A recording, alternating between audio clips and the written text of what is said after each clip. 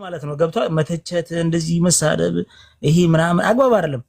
ተረዳኛ አባባሌ አሳሚ ያስመሰይን ሰው ምን ታደርገዋለህ? ነገር ከመተው ነው ምን ታደርገዋለህ? ነገር መለየት አለበት ወይ አንተ ስለምትፈርደው ምንም እኮ አይደለም። አንተም እኮ ገና አላወቅም እኮ አብርሽ። መለየት አለብህ። ሁለት ነገር መለየት አለብህ። አንደኛ በኃጢአት የደከመ ሰው አለ፣ በተለያየ ችግር ውስጥ ያለ ሰው አለ፣ ሳይፈልገው የገባ ሳይመርጠው የገባ ሳይወደው የገባበት ሰው አለ። ያንን ሰው እኔም እንድትናገሩ አልፈልግም፣ ፍቃደኛ አይደለሁም። ለዛ ሰው ማገዝ፣ መርዳት፣ ከዛ የሚወጣበትን አቅጣጫ መንገድ ማሳየት። ይሄ እኮ ሃይማኖተኛ ሰው እኮ ሲመጣ እኮ አውቃለሁ ብሎ ነው እኮ የሚመጣልህ እኮ፣ በጥቅስ ነው እኮ የሚመጣልህ። እንዴ ሲወጋህ ራሱ እኮ በጥቅስ ነው እኮ የሚወጋህ እኮ። ትናንት እኮ እየሰማው ነበረ እኮ። ምንድነው የምንን ነገር ለሪያ አትስጥ፣ ምንድነው እንቆቻችንን በሪያዎች ላይ አንጥልም። ይሄ አማርኛው ምንድነው ብለህ ስታስብ በቃ ይሄ ሌላ ሰው ለመንካትና ለመውጋት ነው።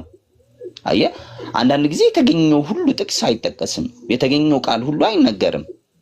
አሁን ይሄን ነገር የምልህ የኔን ሐሳብ ልጭንብህ የሆነ የኔን አመለካከት ላስቀምጥብህ ብዬ አይደለም ሳሚዬ። በጣም እንድትረዳልኝ የምፈልገው ሃይማኖተኛ ሰው ውስጡ ክፋትና ቅም የሞላበት ሰው፣ ውስጡ ግድያ የሞላበት ሰው፣ ውስጡ ተንኮል የሞላበት ሰው እኔ እንደዚህ አይነት ሰው መታገስን አልፈልግም፣ እንደግሌ ማለት ነው።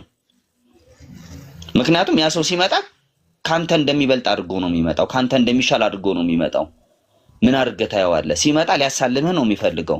ምንም ብትነግረው አይሰማህም፣ ምንም ብታወራው አይሰማህም። ከዛ እንግል ይመስለኛል ባቢ እየተናገረ ያለው ገብቶሃል አይደለ? በዛ መስመር ነው እያወራም ያለው። በመጀመሪያ ደረጃ ሰውየው ምን ሊናገር ፈልጎ ነው? እኛ ችግሩ ምን መሰለ ሳሚ፣ ቁጭ አብርሽ ይችል ነገርና ሰጣለሁ። ችግር የለም። አስመሳዮችና እንትኖች ያሉት ክርስቲያኖች ላይ ብቻ ነው በጣም ማለት አይደለም። ይሄን ብቻ አውራኝ አንተ አይደለም። ኦርቶዶክሱ ጋርም አለ፣ ሙስሊሙ ጋርም አለ፣ ፕሮቴስታንቱ ጋርም አለ። አስመሳይ ሰው መወገዝ መነቀፍ አለበት። አስመሳይ ሰው ልክ ልኩ መነገር አለበት።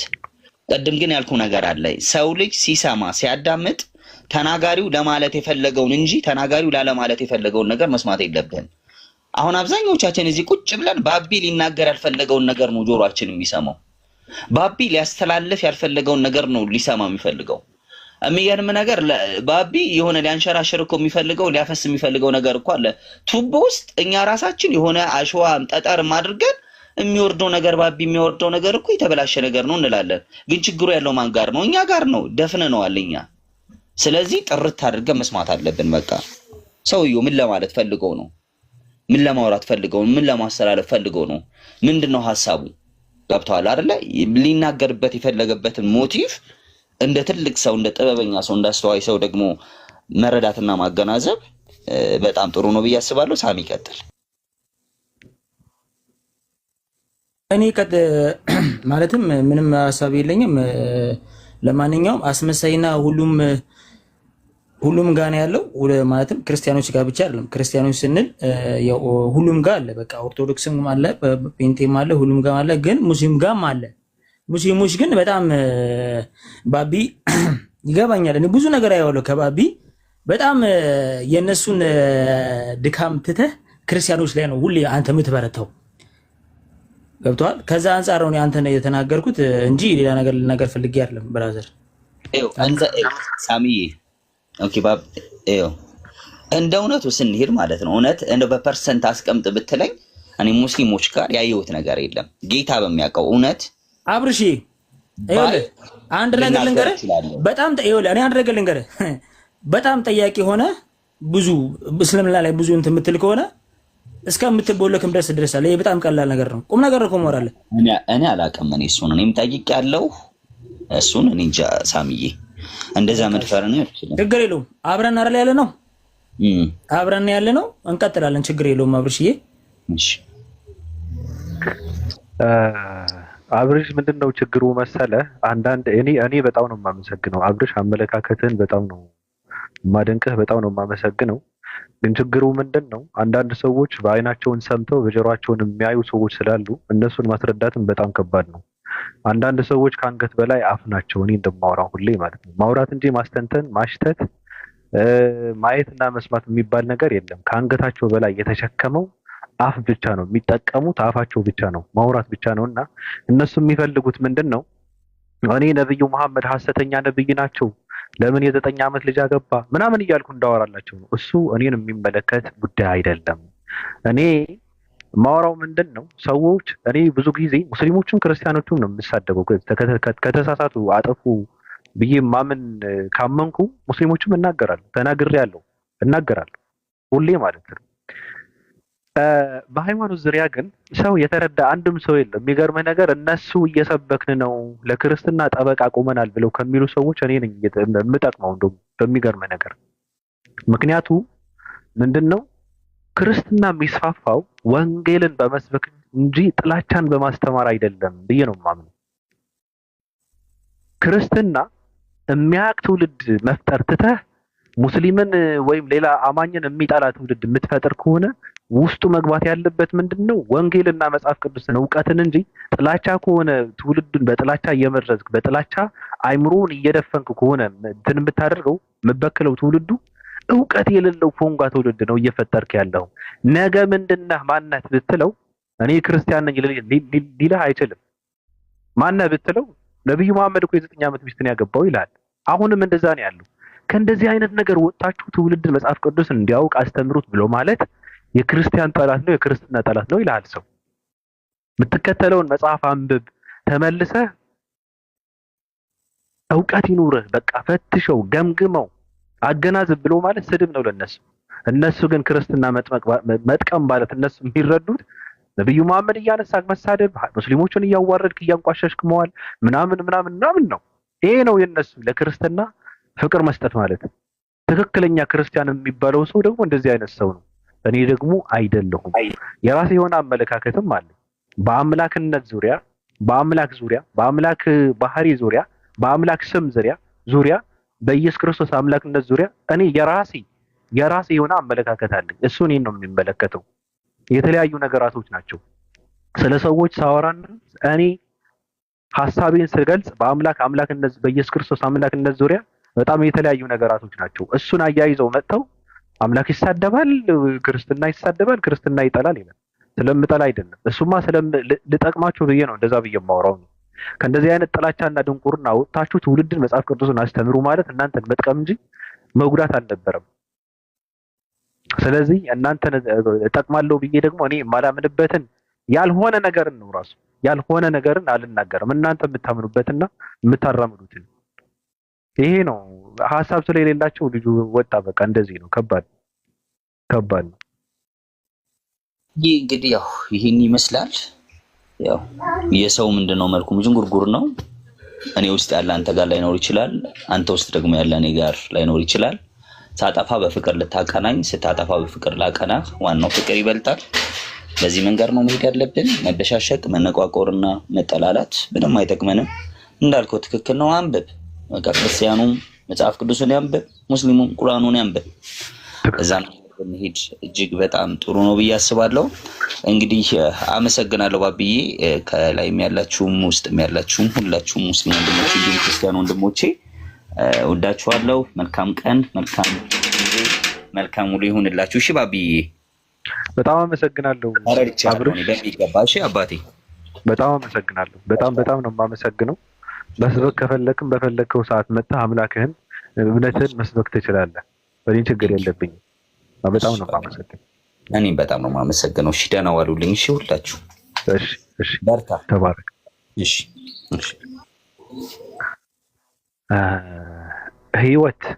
ህይወቴ ክርስቶስ ነው። ብዙ ወጣ እንዴ? ሰላም፣ እንዴት ነህ? ደህና ነህ? አሜን። ቀጥይ። ልቀጥል ማለት ያው ለእነው አስመሳዩ ክርስቲያኖች ናቸው፣ አስመሳያቸው ክርስቲያኖች ናቸው ጥላቻ የሚያስተምሩት ትላላችሁ።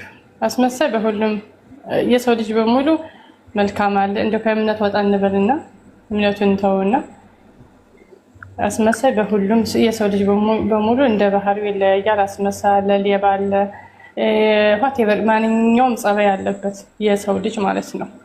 ይሄ ከእምነት ውጭ ነው ማስበው ነው እንጂ እምነቱ ነው እያላስብም። ምክንያቱም የሰው ልጅ ባህሪ ነው እንጂ እምነቱ የሰጠው ነው እያላስብም።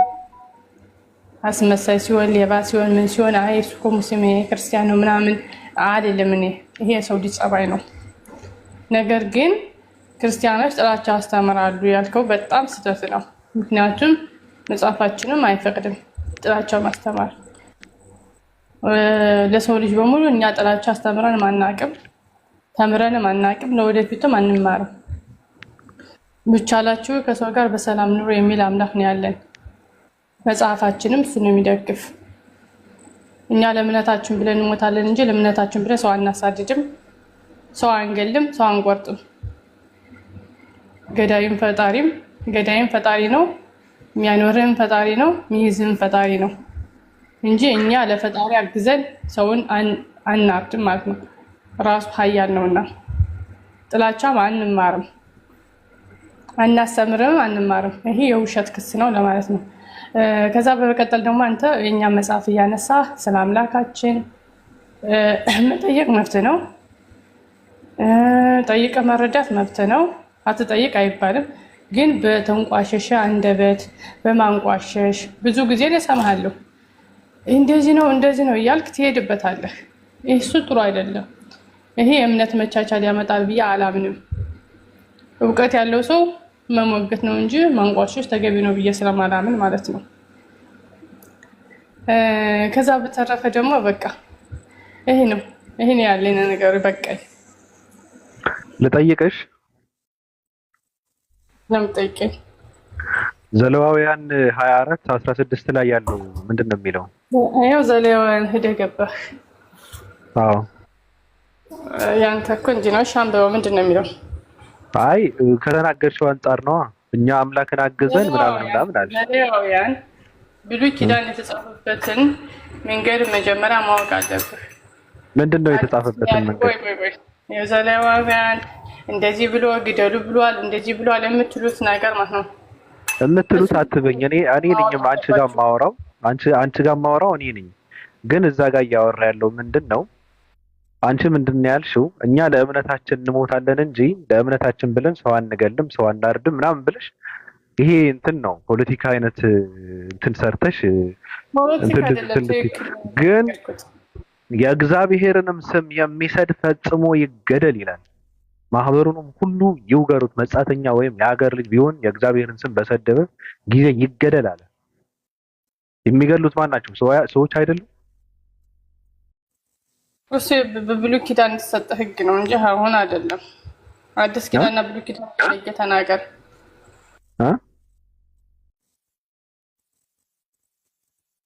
ምን አልሽኝ? ሄሎ በብሉይ ኪዳን የተነገረ ህግ ነው አልኩ። አታምኝበትም? ብሉይ ኪዳን አምንበታለሁ። ለምን አላምንበትም? ለምንድን ነው የምታምኝበት? አምንበታለሁ። የእግዚአብሔር ቃል ስለሆነ የእግዚአብሔር ቃል ስለሆነ የምታምኚው ከሆነ ታዲያ ለማን ነው የተሰጠው ብሉይ ኪዳን? ብሉይ ኪዳን እንዲመሩበት የተሰጠው ለእስራኤል ልጆች ነበረ። ስለዚህ የእስራኤል ልጆች ነው። የእስራኤል ልጆች ነው። አዎ ለእስራኤል ልጆች ነበረ ያኔ ህግ የተሰጣቸው ለእነሱ ነበረ። ስለዚህ እኛ አይመለከተንም ማለት ነው። አይ በአሁኑ ያለንበት አዲስ ኪዳን ነው። በአዲስ ኪዳን ጠይቀኝ እንጂ ሄደህ እንደዚህ ያለ ጦርነት ሄደህ አትበኝ። የሚመለከትሽ ከሆነ ለምን ትሸከሚዋለሽ ነው። ኢየሱስ ምንድን ነው ያለው? እኔ ህግና ነቢያትን ለመሻር የመጣው አይምሰላችሁ። ምን ልታደርግ ነው ሲሉት ልፈጽም እንጂ ለመሻር አልመጣሁም አለ። ልፈጽም ማለት ላድርገው ማለት ነው። ልተገብረው ማለት ነው። ስለዚህ የእግዚአብሔርን ስም የሚሰድብ ይገደል የሚል ካለ በብሉይ ኪዳን ኢየሱስ እዚህ ጋር ምንድን ነው የሚለው? እኔ ህግና ነቢያትን ለመሻር የመጣው አይምሰላችሁ። ልፈጽም ካለ ልተገብረው ላደርገው ነው። እግዚአብሔርን የተሳደበ ካለ ኢየሱስም ራሱ ይገለዋል ማለት ነው። አዲስ ኪዳን መልእክቷ ከዚህ ነው የሚጀምረው። አዲስ ኪዳን የምትቀናው አዲስ ኪዳን ያለ ብሉይ ኪዳን ምንም ቀንታ እንደማትሄድ የሚያሳየው ህግ ትእዛዝን እያወቅት ትእዛዝ ምንድነው ህግ ምንድነው የሚለውን መጀመሪያ ህግ የሚባሉት ምን ማለት ነው? ወይ ነገር ነው ህግ የሚባሉት ህግጋት የሚባሉት 10ቱ ህግጋቶች ናቸው። የእግዚአብሔር ህግጋት እነሱ ናቸው። አዎ ከዛ በኋላ ደግሞ ትእዛዝ አለ። ኢየሱስ ምን ብሎ ነው? እሺ ምን ብሎ ነው? ትእዛዝ አለ። ትእዛዝ አሁን የእግዚአብሔርን ቃል እግዚአብሔር የሚሳደብ ፈጽሞ ይገደብ ትእዛዝ ነው የተሰጣቸው እኮ። ምን ብሎ ነው ያለው? እናንብበው። በቃ እናንብበው እኮ እናንብበው። ኢየሱስ ምን አለ? እኔ ህግና ነቢያትን ለመሻር የመጣው አይምሰላችሁ ልፈጽም እንጂ ለመሻር አልመጣሁም አለ። ያብራራዋል። ልብ ብላችሁ አዳምጡ። እውነት እውነት እላችኋለሁ ሰማይና ምድር እስኪያልፍ ድረስ ከህግ አንዲት የውጣ ወይም አንዲት ነጥብ ከቶ አታልፍም አለ፣ ሁሉ እስኪፈጸም ድረስ አለ። እንግዲህ ከነዚህ ከሁሉ ካነሱት ትእዛዛት አንዲቱን የሚሽር ለሰውም እንዲሁ የሚያስተምር ማንም ሰው ከመንግስተ ሰማያት ከሁሉ ታናሽ ይባላል።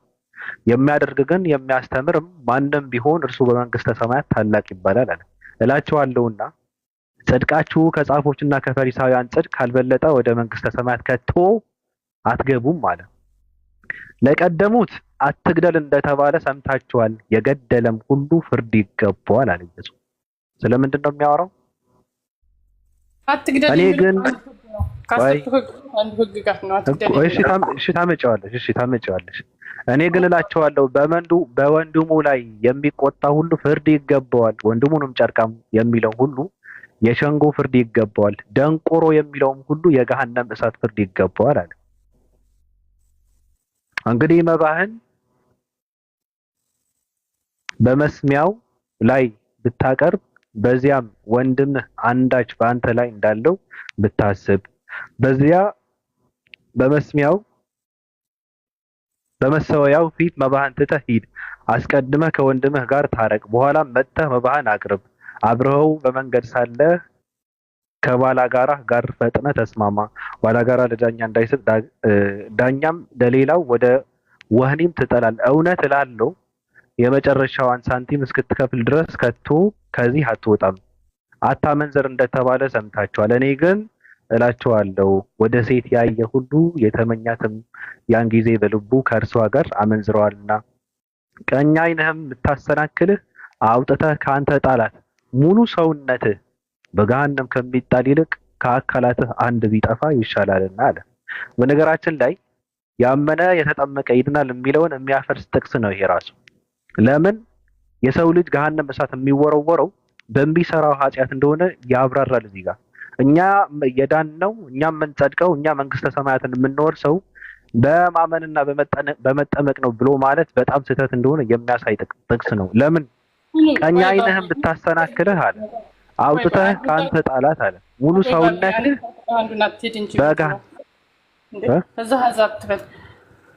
ስለማመን ስለተጠመቀ እሱ የሌላ ነው። መጀመሪያ ማመን መጠመቅ አለብህ፣ ከዛ በኋላ ነው እንጂ ሳታምን ሳትጠመቅ ስራዎችን ብትሰራ ወደ ገሃነም ነው የምትገባው። ሆነም ምንም ጥርጥር የለውም። ሳታምን ተጠምቀህ አምነህ ተጠምቀህም ኃጢአት ብትሰራ ወደ ገሃነም ነው የምትወረወረው ነው። አዎ አምነህ ተጠምቀህ ኃጢአት እኮ። ስለዚህ ጽድቅ ማለት በስራ እንጂ በእምነትና በመጠመቅ ብቻ አይደለም ማለት ነው።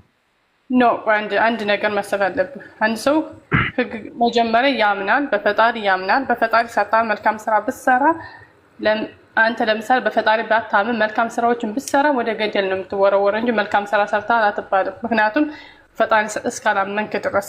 ነገር ግን ያመነ ጠመቀ ይድናል የሚለው አዎ መጀመሪያ ማመን መጠመቅ አለብህ፣ ከዛ በኋላ መልካም ስራ የሚቀጥል እንጂ ሳታምን ሳትጠመቅ መልካም ስራ ብትሰራ ወደ ገደል ነው የምትወረወረው እኮ። እኔ አውቃለሁ ሳታምንማ ወደ ማንስ ጥሩ ስራ ትሰራለህ። ግን አምነህም ተጠምቀህም ጥሩ ስራ ብታደርግ ትርጉም የለውም ነው። አምነህ ተጠምቀህ ምን ነው ትርጉም የሌለው? መጥፎ ነገር ብታደርግ ማለት ነው። አምነህ ተጠምቀህ መጥፎ። ስለዚህ በስራ ነው ሰው የሚጸድቀው፣ በስራ ነው የሚጸድቀው ሰው። ቆይ እምነትና ስራን እኛ አንለይም። እምነት አለ ብንል ስራ ግን እኮ ሰው የሚጸድቀው በስራ ነው በእምነት ነው። መጽሐፋችን የሚለውን እንገርህ ያዕቆብ 2 ላይ ምን ይላል? ቆይ መጽሐፋችን የሚለውን እንገርህ። እምነት አለ ቢል ስራ ግን ከሌለው ከንቱ ነው ይላል። እምነት ቢኖረው ስራ ከሌለው ከንቱ ከሆነ ከንቱ ነው። በቃ መጽሐፉ ስለሚል መጽሐፉን እንከተላለን። እምነትና ስራ አንድ ናቸው። ስለዚህ ሰው የሚጸድቀው አምኖ ሰርቶ ነው አይደል? ሁለቱንም አዛለሁ እንጂ በቃ እንደዛ ከሆነ የሙስሊሞችን ሀሳብ እኮ ነው ይሄ። የሙስሊሞች ሀሳብ ቆይ ተረጋጋ። እኛ ሙስሊሞች ይድናሉ ብለን አናምንም። አይ እሱን አይደለም እኛ ብለን አናምንም ምናምን እሱን አይደለም ያወራሁት እኔ። ሙስሊሞች ምንድን ነው የሚያውሉት? መጀመሪያ ታምናለህ፣ ከዛ ትሰራለህ፣ በስራህን ትጸናለህ፣ በዛ ትሞታለህ፣ አለቀ። በዛ ነው ጽድቅ ያለው ነው። እዚህ ጋር ግን የነበረው ምንድን ነው? ያመነ የተጠመቀ ይድናል የሚለውን ጥቅስ ይዘው የሰው ልጅ የፈለገውን ነገር ቢያደርግም ይጸድቃል የሚሉ ሰዎች አሉ። አይ ካመነ ከተጠቀመ ሰው ኃጢአት አይሰራም ብለው የሚያምኑ ሰዎችም አሉ። ልክ አንቺ እንዳልሽው አሁን ደግሞ ሰው አምኖም ተጠንቆም ስራውንም ማሳመር አለበት ብሎ የሚያምኑ ሰዎችም አሉ። እንደዚህ ብለሽ የምታምኚ ከሆነ ከሙስሊሞቹ የድህነቱ እና የመዳንሽን ጉዳይና ሂደት ከነሱ ጋር እኩል ነው። ምንም የተለየ ነገር የለውም። እኛ እነሱ ጋር የሚለየው እኛ በመጽሐፍ ቅዱስ ነው የምናምነው። መጽሐፍ ቅዱስን የሚለን እንደዛ ነው። ስራ እምነት አለ የሚል ስራ ከሌለው ግን ከንቱ ነው የሞተ ነው ስለሚል ያዕቆብ 2 ማንበብ ትችላለህ። የሞተ ነው ይላል። ስለዚህ እምነትና ስራ አንድ ናቸው። ታምናለህ? ድነሻል? ህይወቴ ድነሻል? አዎ ድኛለሁ። ምንድነው መጥፎ ስራ አሰሪም? መጥፎ ስራ ተሰራው ደግሞ በንስሐ ገብቼ በንስሐ እመለሳለሁ። መጥፎ ስራ አልሰራ ማለት ሰው አይደለም እንዴ ታምሰራ እና ከምንድን ነው የዳንሽው? እና ለምንድን ያሉት ያለሽ መዳንሽን እኮ የሚታየው እኮ በፍጻሜሽን ነው እንጂ አሁን ላይ መጥፎ ስራ ሰርተሽ ገሃነም የምትወረወሪ ከሆነ ድኛለሁ ማለት አይቻልም። ድኛለሁ አልዳንሽም። የሆነ ሰዓት ላይ ኃጢአት ብትሰሪ ምንድን ነው የምትሆኝ? ትሆኛለሽ አይደል? ትቀጫለሽ። በኃጢአቴ ባሁን ነገር አስረግጬ ነገር በኃጢአቴ ጠንቼ ከሆነኩኝ አሁን ወደ ገሃነም ነው የምወረወረው። ለስንት ነው የምትቀጨው? አሁን ለምሳሌ አምነሽ ተጠምቀሽ ኃጢአት ብትሰሪ ስንቴ ነው የምትቃጠዩ? መሀሪ ፈጣሪ አለ ንስሐ ገብቼ ይመረኛል። ስንቴ ነው እኮ ንስሐ ካልገባሽ ስንቴ ነው የምትቃጠዩ? ማለት ስንቴ ነው የምትቃጠዩ? አሁን ቅጣቱ ስንቴ ነው በእሳት የምትንከተከችው ማለት ነው? ደግሞ ስንቴ ነው በእሳት የምትቀጠቀጭ የሚል እንዴት ያላስተምረው ነው? እሱን አላውቅም። ጥያቄ እኮ ነው። ወደ ገሃነም እሳት ነው የምገባው አልሽ እኮ። ኃጢአትን ከሰራሽ ወደ ገሃነም እሳት የምትወርጂ ከሆነ ቅጣቱ እንዴት ነው? አሁን እንዴ ትርጉም የለውማ።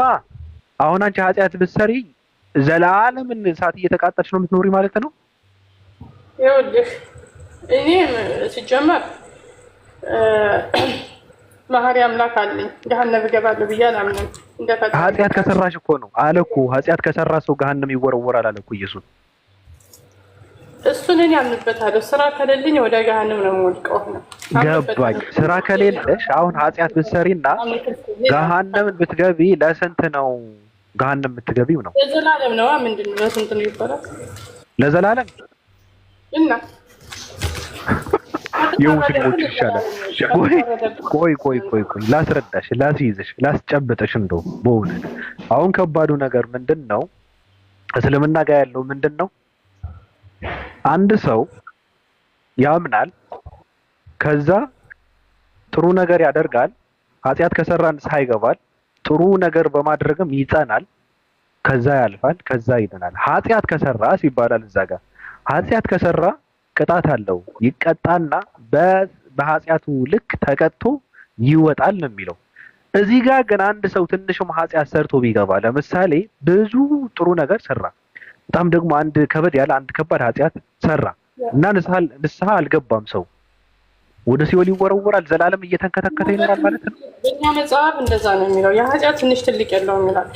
ኃጢአት ትንሽ ነው፣ ኃጢአት ትልቅ ነው፣ በፈጣሪ ዘንድ አንድ ነው። ቆይ ንገርህ፣ በእኛ ነው እንጂ በእኛ ዘንድ ነው እንጂ ትንሽ ትልቅ መስሎ የሚታየን፣ በፈጣሪ ዘንድ መልካም ያልሆኑ በሙሉ ሰው ማማት ራሱ ኃጢአት ነው። ከትልቅ ኃጢአትማ ነው ግን እኩል ነው።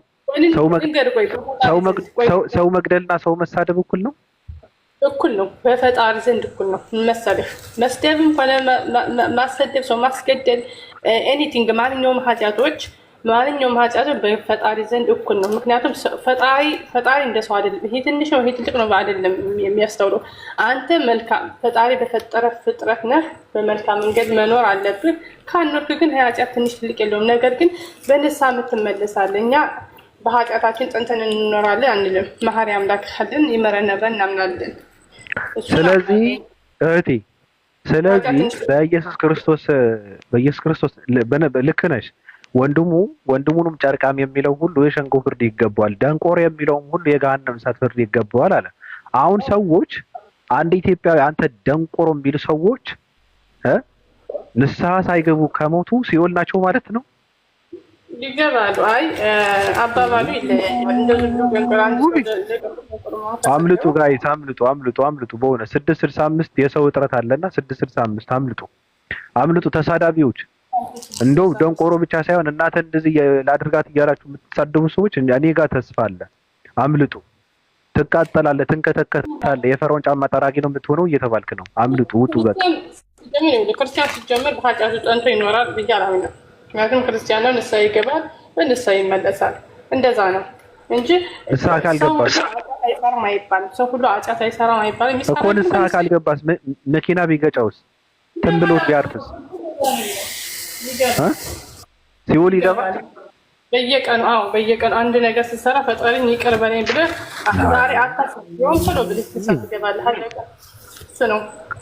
በእውነት በጣም ከባድ ነው። በቃ ተስፋ የለውም። በቃ ትንሽዬ አንተ ደንቆሮ ብለህ ብትሳደብ አንድ ሰው በቃ ሲኦልን ትወረወራለህ።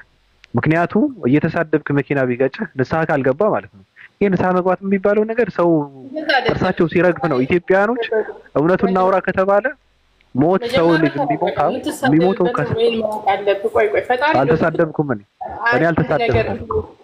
ቆይ ተሳደብኩም። ልብና ኩላሊትን የሚመረምር አምላክ አለ። የሰዎች ልብና ኩላሊትን የሚመረምር እሱ ነው እንጂ እኛ ሰዎች አይደለም የሰዎችን ኃጢአት ጀጅ የምናደርገው። ስለዚህ ፈጣሪ ልብና ኩላሊትን መርምሮ ነው የሚመረምረው። ቃሉ እኮ ነው። ታዲያ ፈጣሪ ብለሽ በምትይው በቃሉ አይደለም እንደ እየፈረድን ያለ ነው። ደንቆሮ ብሎ ወንድሙን የሚሳደብ ገሃነመ እሳት ፍርድ ይገባዋል ካለ ደንቆሮ የሚሉ ሰዎች ደግሞ ነፍ ናቸው። ስለዚህ ሲኦል እየተወረወሩ ነው። የፈርዖን ጫማ ጠራጊ የሆኑ ነው። ማነው የሂትለርን ዋና አማላላሽ የሆኑ ነው በሲኦል እያልሽኝ ነው። እና እኔ ምን ላድርግ? በጣም ከባድ ነው። ተስፋ የለም። ሰው በማመን ብቻ አይጸድቅም ብላለች እህታችን። በማመን ብቻ ሳይሆን መስራት አለበት በትክክል። እንደዛ ነው ያለው ኢየሱስም፣ እንደዛ ነው ያለው። ቀኝ ዓይንህ ብታሰናክልህ አለ ኢየሱስ አውጥተህ ጣላት። በቀኝ ዓይንህ ምክንያት እሷ በሰራችው ኃጢአት ሙሉ ሰውነት ሲኦል ከሚወረወር እሷን አውጥተህ ጣላት ነው ያለው። ስለዚህ የሰው ልጅ ሲኦል የሚወረወረው በድርጊቱና በስራው ነው ማለት ነው። አይን ስላለ አይን አይደለችም። አይንን አውጥጣል እያለ አይደለም። ሪል አይንህን አውጥጣል እያለው አይደለም። ሀሳቡን ነው ያለው። አንድ አይን ብታሰናክል አንድ አይን አውጥጣላት ሲለው ምንድነው? ሀሳቡን ነው እንጂ ሀሳብ ነው። አይን ያለው ሀሳብ ነው። ትርጉሙን አስረዳኝ አይደለም እንደ መጽሐፍ ባለቤት። እሱ ባለቤት ማን እንደሆነ ግድ የለሽም። እሺ እንያት እስኪ ጥቅሷ። ቀኝ አይን ብታሰናክልህ አለ። እቺ ሀሳብ ነች። አውጥተህ ካንተ ጣላት አለ። ሙሉ ሰውነትህ በገሃነም ከሚጣል ይልቅ ከአካላትህ አንድ ቢጠፋ ይሻላልና አለ። የትኛው ነው ከአካላትህ አንድ ቢጠፋ ይሻላል የሚለው? እኮ አይን ስላለ አይን አይደለም። ክርስቶስ አብዛኛው እኮ ከአካላትህ እኮ አለ እኮ ከአካላትህ አንድ ቢጠፋ ይሻላል አለ እኮ። በምሳሌ ነው አብዛኛው የሚያስተምረው እኮ። ምሳሌ ምን አይነት ምሳሌ ነው? ምን አይነት ምሳሌ? ሙሉ ሰውነትህ ሲኦል ከሚገባ አለ ከአካል አንድ ቢጠፋ ይሻላልና አለ። አካሉ ምንድን ነው? ሰው ነገርኩ እኮ ሀሳቡን ነው። ምን አገናኘው እንዴ? ምን አገናኘው? ከየት አምጥተሽ እችን ላጲስ፣ እችን ፖለቲካ፣ እችን ተረትርት፣ እችን ትርክት፣ እችን ሸቀጣ ልትሸቅጡት እኔ በጣም ይገርመኛል። ምሳሌያዊ አነጋገር ነው። የለም እንደዛ ዝም ብላ አዳምጠኝ እንዴ። ሁሉ አይንህ አይደለም እንደሚያየው ቀኝ አንድ አይንህን ጨፍነህ በአንድ አይንህ ነው እንደምታየው አንተ። እስከ አንዷን ሴት ስታያት አይ ቀኝህን በቀኝ ታያለህ በግራህ ነው የማታያት። አይኔ እኮ ሁለቱ አይኖች እኮ ያያሉ፣ ቀኝም ግራህም እኮ ያያሉ። ያኔ ማለት አንድ አይነት ተጨፍኖ በአንድ አይነት ነው ያያት ነው ልትለኝ ነው? አንድ አይንን ጨፍነሃል፣ በአንድ አይነት ነው ያያት ነው ማለት ነው? አንድ አይንን አውጥጣላት ሲል ምን ማለት ነው? አካልህ ነው እያለ ያለው አካልህ ነው። እኔ ምን አገባኝ? አካልህ ነው እያለ ያለው መጀመሪያ ተረጋ። ይኸውልህ አንድ አይነት ሲል በአንድ አይነት ነው ወይ ያያት? እንግዲህ በአንድ አይነት ብቻ ነው ያያት። እሱ ነው የሚያውቀው። እንዴት ያዩ እንደነበረው የሚያውቀው እሱ ነው። እኔ ግን እዚህ ጋር እኮ የምታውቂው ሌላ ፖለቲክ ምንድን ነው ፍልስፍና ጨምረሽ ሳይሆን ምሳሌያዊ አነጋገር ነው ምናምን ሳይሆን፣ ስሚ ሰውነትህ በገሃነም ከሚጣል ይልቅ ከአካላት አንድ ቢጠፋ ይሻላል አለ። አንድ አይነት ሲል ምን ማለት ነው አልኩሽ። መጀመሪያ አንድ አይነት ሲል ምን ማለት ነው አልኩሽ። አንድ አይነት ከአካላትህ አለ ከአካላትህ አንድ ቢጠፋ ይሻላል አለ። እሱን መልሽልኝ በእናትሽ። በአንድ አይነት ብቻ ነው ያጃት ሴቷን ስታይ በአንድ አይነት ነው በሁለት አይነት ነው በሙሉ አይነት ነው የምታያት? እሱ ያለው እሱ ሰውነትህ በገሃነም ከሚጣል ከአካላት አንድ ቢጠፋ ይሻላል አለ። ምኑን ነው የሚጠፋው? አታያዩን ተዛሬ እስከ አነጋገሩን መጀመሪያ አነጋገሩን አታያዩን እወቅና ከዛ መልስልኝ። ያየሀብ ኧረ መልሽ አንቺ። ከአካላት አንድ አካል ቢጠፋ ይሻላል ምን ማለት ነው? እኔ አይደለሁም ማግኘት የሰራሁት። ይኸውልህ በሀሳብ ነው። ከሀሳብህ አውጥተህ ጣላት ነው ያለው። በቃ አንተ እሷን አግኝተህ ሙሉ ከምትሆነው እሷን አጥተህ ብትኖር ይሻላል ነው ያለው እንጂ አካልክ ወይም ይሄን በጭቀጣል ምናምን እያለው አይደለም። ሀሳቡን ነው የተናገረው። እሺ በሀሳብ እሺ፣ አይነ ሀሳብ ከተባለ ግራና ቀኝ የተባለው ሀሳብ ምንድን ነው? ይኸውልህ እሷን አግኝተህ ደስተኛ ከምትሆነው እሷን አጥተህ እየነገርኩሽ ነው፣ እየጠየቅኩሽ ነው። ግራና ቀኝ የተባለው ሀሳብ አይን ማለት ሀሳብ ከሆነ ግራና ቀኝ የተባለው ሀሳብ ምንድን ነው? ግራና ቀኝ የተባለው ሀሳብ ምንድን ነው ማለት ምን ማለት ነው? በሀሳብህ ማለት ነው አልሽ። እሱ እያወራ ያለው ቀኝ ግራ እያለ ነው እያወራ ያለው። ቀኝ ብሎ ማለቱ ምን የትኛው ግራና ቀኝ በአስተሳሰብ ግራና ቀኝ የሚባሉት የአስተሳሰብ አይነቶች ምንና ምን ናቸው? ግራ ማለት ግራ ነው። ግራ ስታስብ ግራ ነው። ግራ ማለት መጥፎ ነው አይደል? አዎ ግራ መጥፎ ነው፣ ቀኝ ደግሞ መልካም ነገር ነው አይደል? እና እዚህ ጋር እኮ የሚለው ቀኝ አይንህን ነው የሚለው። በጥሩ አመለካከት እንዴት ሰው ሊሰናከል ይችላል? እንደዛ ከሆነ ግራ ጥፋት ከሆነ ኃጢአት ከሆነ ክፉ ሀሳብ ከሆነ ዲያብሎሳዊ አመለካከት ከሆነ ቀኝ ደግሞ በቃ ጥሩ አመለካከት ከሆነ እንዴት ኢየሱስ ክርስቶስ ቀኝ አይንህ ልታሰናክልህ ትችላለች ብሎ አለ? አንብበው መጀመሪያ ጥቅም ሙሉን አንብበው ምን እንደሚል አንብበው። ቀኝ አይንህ ብታሰናክልህ አውጥተህ ከአንተ ጣላት፣ ሙሉ ሰውነትህ በገሃነም ከሚጣል ይልቅ ከአካላት አንድ ቢጠፋ ይሻላልና አለ። መጀመሪያ አንብበው ጥቅሱን። እያነበብኩ እኮ ነው። ቀኝ አይንህን ብታሰናክልህ አውጥተህ ከአንተ ጣላት፣ ሙሉ ሰውነትህ በገሃነም ከሚጣል ይልቅ ከአካላት አንድ ቢጠፋ ይሻላልና። ቀኝ እጅህም ብታሰናክልህ ቆርጠህ ከአንተ ጣላት፣ ሙሉ ሰውነትህ በገሃነም ከሚጣል ይልቅ ከአካላት አንድ ቢጠፋ ይሻላልና እያለ ስለ አይንም ስለ እጅም ነው እያወራ ያለው። እውቀት የለሽም። ውረጅ አንቺ ውልክፍ፣ እውቀት የለሽም። ምን ትመስላለች የሆነች አሮጊት። አንቺ ጋር ያወራሁትን ቆጭኛው ይታባት ስታስጠላ። እናንተ የመጽሐፍ ቅዱስ ጠበቃ ስትሆኑ እኔ ደሜን ነው የሚፈላው። እናንተን እየረሸኑ ነበር ሲሆን እንወርወር ይታባት። ይሄ እኮ ነው ክርስትና ሰብካለሁ ብሎ የመጣው ትውልድ። ምን ትመስላለች ስታስጠላ፣ ራሱ ድምጿ ሲደብር፣ ራሱ የሌለ ነገር ከራሱ አምጥታ ትተረጉመዋለች። ሁለተኛ እኔ ጋር ብትመጪ በእውነት አይንህን አጠፋዋለሁ፣ እጅህንም እቆርጠዋለሁ። ምክንያቱም ያንቺ አይንና እግር ነው እጅን ነው መቆረጥ አለበት መጥፋት አለበት የተባለው። ከዛ ደግሞ የዘላለም ሕይወት አታገኝም። የፈርዖን ጫማ ጠራቂ ነው የምትሆኝ አንቺ አሮጊት። ይታ አባታቸው መጽሐፍ ቅዱስን እንደፈለገው አድርገው እኮ ነው የሚተረጉሙት። እንደዚህ ምሳሌያዊ አነጋገር ነው ምናምን ይላል ፖለቲካ ሲሰራ። በቃ ይሄ እኮ እንትን እኮ ነው ምሳሌያዊ አነጋገር ነው። የምርሽን ነው። ቀኝ አይንህ እያለ አመለካከት ነው አለች። እሺ አመለካከት ማለት ግራና ቀኝ ምንድን ነው ብዬ ስጠይቃት መስቀላዊ ጥያቄ ነው። ግራ ማለት ክፉ አመለካከት ዲያብሊሳዊ ሀሳብ ነው፣ ቀኝ ግን ጥሩ ነው አለች። ስለዚህ ጥሩ ሀሳብህን ነው ሲኦል የሚወረውርህ እያለ ያለው። ምክንያቱ ያሉ ቀኝ ነው ያለው ኢየሱስ። የታባቷ በመደዳ መጨረስ ነበር። ይሄ ትውልድ ይዞ ሃይማኖት መስበክ በጣም መከራ ነው። የሆነች ሀሰሱ ገሰሱ አዋራጅ ሁለተኛ እንዳትገቢ ስታስጠላ። እኔ ነኝ ማስተማር ያለብኝ መጽሐፍ ቅዱስ እኔ ነኝ ማስተማር ያለብኝ። በቃ ተረክቤዋለሁ። ከአሁን በኋላ እኔ ነኝ የማስተምረው። ሰዎች ከታች ቁጭ ብለው ይማራሉ። እንዴ ትቀልዳለች እንዴ? አባ ማቲያስ ራሱ ምንም አያውቁም። በእውነት አባ ማቲያስ ሊቀ ጳጳስ ዘኢትዮጵያ ምንም አያውቁም ስለ መጽሐፍ ቅዱስ። ምንም የሚያውቁት ነገር የለም። ዝም ብለው የሆነ ጥያቄ ብትጠይቃቸው እንዲው ልጄ ነውር ነው፣ ዝም ብላችሁ የዘመናችን ልጆች መዳፈር ነው፣ ሰይጣን ተናውጦባቸዋል ምናምን ይላል።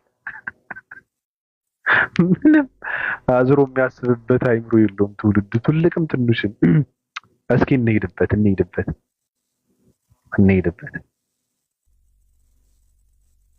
እንሄድበት ዮሐንስ ወንጌል ነው የሚመቸኝ እኔ። ለምን እንደሆነ ኢየሱስ ክርስቶስ ዱቄት ነው የሚያደርገው፣ ሰው ስለማይረዳ ነው እንጂ ኢየሱስ ክርስቶስ በቃ ዱቄት ነው የሚሆነው በእንትን ማለት በዮሐንስ ወንጌል ብቻ። እሺ ምን እናንብብ እስኪ? 5ን ከ1 ጀምረን ነው። ዮሐንስ ወንጌል ምዕራፍ 5 ቁጥር 1 ላይ ምን ይላል? ከዚህ በኋላ የአይሁድ በዓል ነበረ። ኢየሱስም ወደ ኢየሩሳሌም ወጣ። በኢየሩሳሌም በበጎች በር አጠገብ በዕብራይስጥ ቤተሳይዳ የምትባል አንዲት መጥመቂያ ነበረች። 5ም መመላለሻ ነበረባት። በእነዚህ ውስጥ የውሃውን መንቀሳቀስ እየጠበቁ በሽተኞችና ዕውሮቹን፣ አንካሶቹም ሰውነታቸውን የሰለለ ብዙ ሕዝብ ይተኙ ነበር። አንዳንድ ጊዜ የጌታ መልአክ ወደ መጥመቂያይቱ ወርዶ ውሃውን ያናውጥ ነበርና፣ እንግዲህ ከውሃው መናወጥ በኋላ በመጀመሪያ የገባ ከማናቸውም ካለበት ደዌ ጤናማ ይሆን ነበር። በዚያም ከ38 ዓመት ጀምሮ የታመመ አንድ ሰው ነበረ። ኢየሱስም ይህን ሰው ተኝቶ ባየ ጊዜ እስካሁን ብዙ ዘመን እንዲሁ እንደነበረ አውቆ ልትድን ትወዳለህን ብሎ ጠየቀው አለው ነው የሚለው ቃሉ። ሰውየው ጌታ ሆይ ውሃውን በተናወጠ ጊዜ በመጥመቂያይቱ ውስጥ የሚያኖረኝ ሰው የለኝም፣ ነገር ግን እኔ ስመጣ ሳለሁ ሌላው ቀድሞኝ ይወርዳል ብሎ መለሰለት። ኢየሱስ ተነስና አልጋህን ተሸክመህ ሂድ አለው። ወዲያውን ሰውየው እንዳለ አልጋውንም ተሸክሞ ሄደ። ያም ቀን ሰንበት ነበረ። ስለዚህ አይሁድ የተፈወሰውን ሰው ሰንበት ነው፣ አልጋህንም ልትሸከም አልተፈቀደልህም አሉት። እርሱ ግን ያዳነኝ ሰው አልጋህን ተሸክመህ ሂድ አለኝ ብሎ መለሰላቸው። እነርሱም አልጋህን ተሸክመህ ሂድ ያለ ሰው ማን ነው ብለው ጠየቁት። ዳሩ ግን በዚያ ስፍራ ሕዝብ ስለነበሩ ኢየሱስ ፈቀቅ ብሎ ነበርና የተፈወሰውን ሰው ማን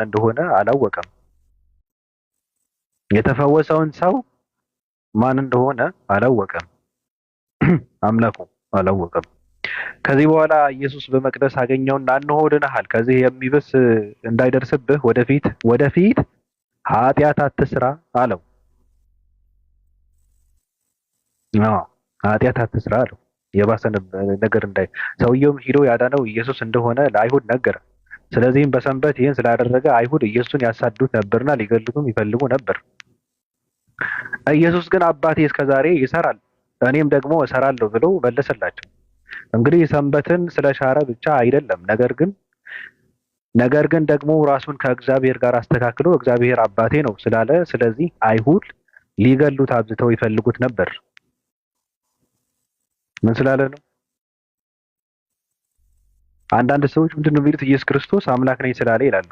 እግዚአብሔር አባቴ ነው ስላለ ነው ይላሉ። ስለዚህ ኢየሱስ መለሰ እንዲህም አላቸው፣ እውነት እውነት እላችኋለሁ አብ ሲያደርግት ያየውን ነው እንጂ ወልድ ከራሱ ሊያደርግ ምንም አይችልም። ያ የሚያደርገውን ሁሉ ወልድ ደግሞ ይህን እንዲሁ ያደርጋልና አለ። አብ ወልድን ይወዳልና የሚያደርገውን ሁሉ ያሳየዋል። እናንተም ትደነቁ ዘንድ ከዚህ የሚበልጥ ስራ ያሳየዋል አለ። አብ ሙታንን እንደሚያስነሳ ሕይወትም እንደሚሰጣቸው እንዲሁ ወልድ ደግሞ ለሚወዳቸው ሕይወትን ይሰጣቸዋል። ሰዎች ሁሉ አብን እንደሚያከብሩት ወልድን ያከብሩት ዘንድ ፍርድን ሁሉ ለወልድ ሰጠው እንጂ አብ በአንድ ሰው እንኳን አይፈርድም። ወልድን የሚያከብር የላከውን አብ አያከብርም።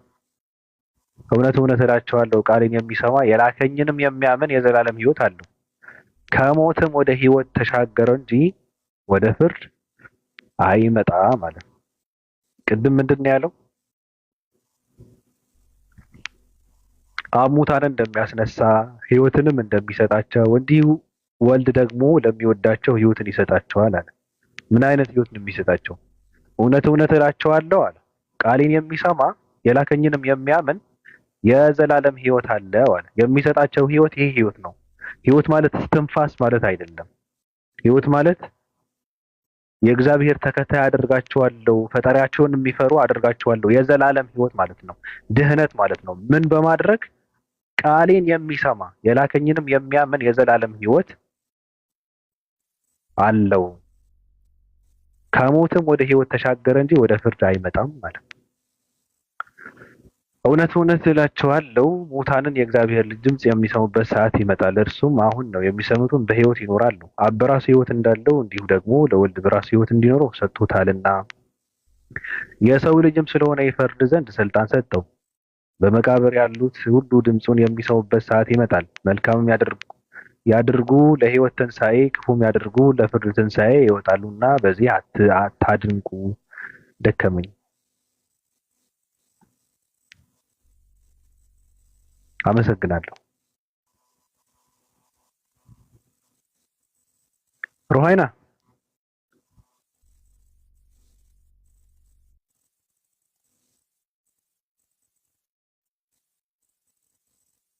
ከረጅም ማማላ ትንግሽ መላስ። እሺ ዘመናይ ሰላም ባቢ፣ እንዴት ነህ? ደህና ነው። ደህና ነው። እንዴት ነው? ደህና ነኝ። ሁሉ መልካም ነው? ሁሉ መልካም። ደህና ነህ? እግዚአብሔር ይመስገን። እንዴት ነው? ደህና ነን፣ አልሐምዱሊላህ። ደህና ነሽ? አለን። ከወዴት ነው ይላሉ? ኧረ እንደው ከወደዚህ ነው። እሺ ምን ትይናለሽ? ኧረ እኔ ምንም አይደለም፣ ዝም ነው የምለው። ዝም ብቻ? ከፈለክ እጮሃለሁ። ጮሂ። እውነተኛ ኢየሱስ ማን ነው? ኢየሱስ ፍጡር የሚያደርግልህን መርጠህ ነው እያነበብክ ያለኸው? ፈጣሪ የሚያደርገውን ስጠኝና ላንብብልህ። እና ግባ ወይ አንተ አንብበው። ጮሂ ዘመናይ። 1 2 3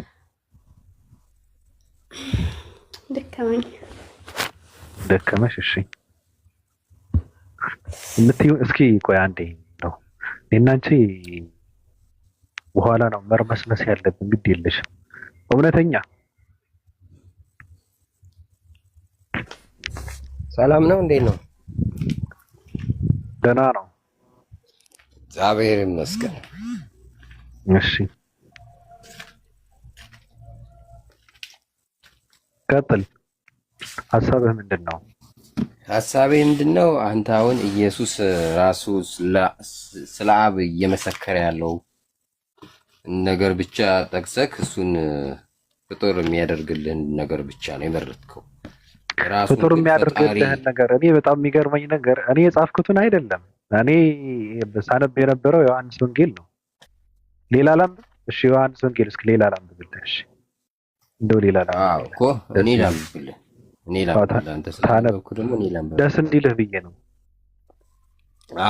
ሌላ ጊዜ ያው ስታነብ ራሱን ፈጣሪ የሚያደርግበትንም ጥቅሶች ጠቃቅሳቸው። የእውነትን ለመግለጽ ከሆነ አላማክ እንደዛ ብታደርግ አሪፍ ነው።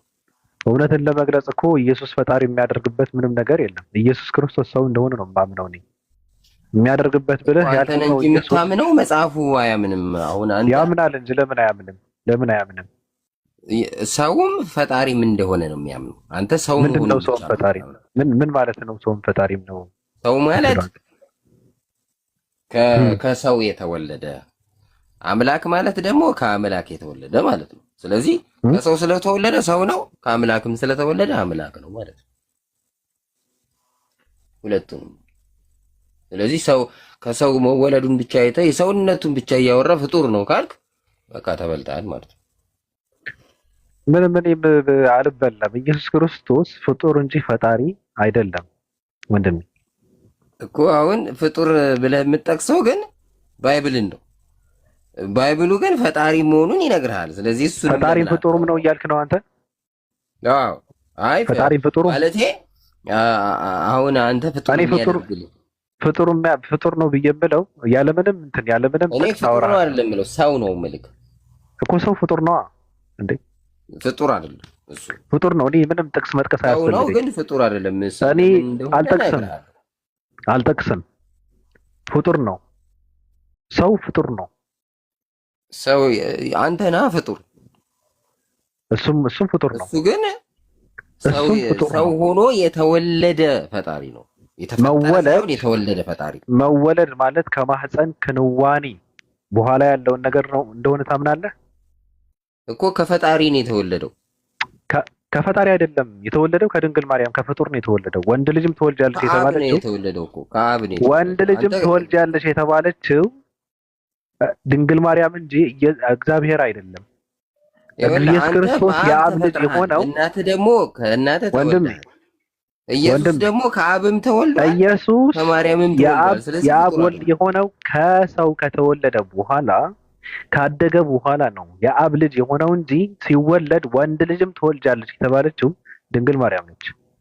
ስለዚህ ምንድን ነው መወለድ ማለት? ራሱ መወለድ ማለት ከማህፀን ክንዋኔ በኋላ ያለ ነገር ነው። የአብ ልጅ አትበል። የአብ ልጅማ ነገርኩህ እኮ የአብ ልጅነት የመጣው ራሱ ያገኘው ራሱ ኢየሱስ ክርስቶስ ከድንግል ማርያም ከተወለደ በኋላ ነው እያልኩ ነው። ሳትወልደው ወንድ ልጅም ትወልጃለች ተብላ የተባለችው ድንግል ማርያም ነች። መወለድ ራሱ መወለድ የሚለው ቃሉ ከማህፀን ክንዋኔ በኋላ ያለ ነገር ነው። የማህፀን ክንዋኔ ደግሞ የመፈጠር ሂደት ነው። ይኸውልህ አሁን አንተ ይኸውልህ ፍጡር የምትባለው እኮ ከፈጣሪ አንጻር ነው። ፈጣሪ ፈጠረህ ትባላለህ። ኢየሱስ ግን ፈጣሪ ራሱ ወለደው። ስለዚህ ፍጡር ልትለው አትችልም። ምን ማለት ነው ወለደው? ከማርያም ወለደው። ምን ማለት ነው ወለደው? ወለደው ማለት በመንፈስ ቅዱስ ግብር ወልድን ወለደው። መወለድ ምንድን ነው? መወለድ ትርጉም ምንድን ነው? ቃሉ ምንድን ነው? መወለድማ መፈጠር አይደለም እኮ በቃ። ምን ማለት ነው? በባህሪው የተካከለ ራሱን የመሰለ ማለት ነው። አንተ አሁን መወለድ ቃሉ ምን ማለት ነው? ትርጉሙ ምን ማለት ነው? ቃሉ መወለድ ምን ማለት ነው? መወለድ ነው። ሌላ ምንድን ነው እኮ? ምንድን ነው መወለድ ነው? መወለድ ነው አይደል እንዴ? ምን ማለት ነው? አንተን የመሰለ በባህሪ ከአንተ ጋር እኩል የሆነ የማይተናነስ ማለት ነው የተወለደ ማለት። ወንድሜ ለምሳሌ አሁን አንተ ከአባትህ ወንድሜ አታንስም፣ ወንድሜ እንደውም ልትበልጠው ትችላለህ። መወለድ ትርጉሙ ምን ማለት ነው? መወለድ ማለት እኮ አልኩህ እኮ ራስን የመሰለ ማለት ነው። ራሱን የመሰለ ማስገኘት ማለት እኮ ራስን የመሰለ ማስገኘት ማለት ነው። አዎ ክፈት መጽሐፍ ቅዱስ። ከፈትኩ። መዝሙረ ዳዊት ቆይ አንዴ እኔም ከፍታለሁ።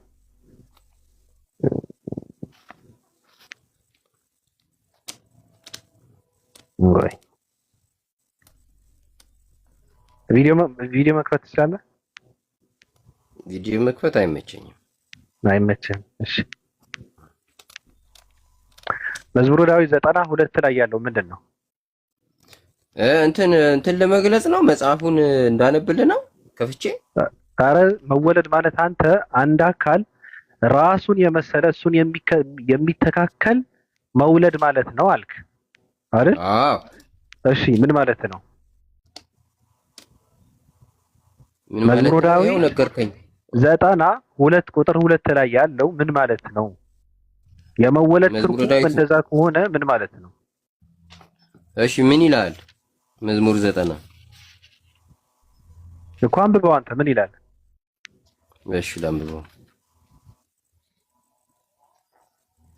መዝሙር 90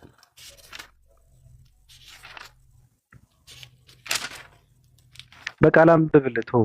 ተራሮች ሳይወለዱ አለ ምድርም ዓለምም ሳይሰሩ ከዘላለም እስከ ዘላለም ድረስ አንተ ነህ አለ። እሺ ምን ማለት ነው?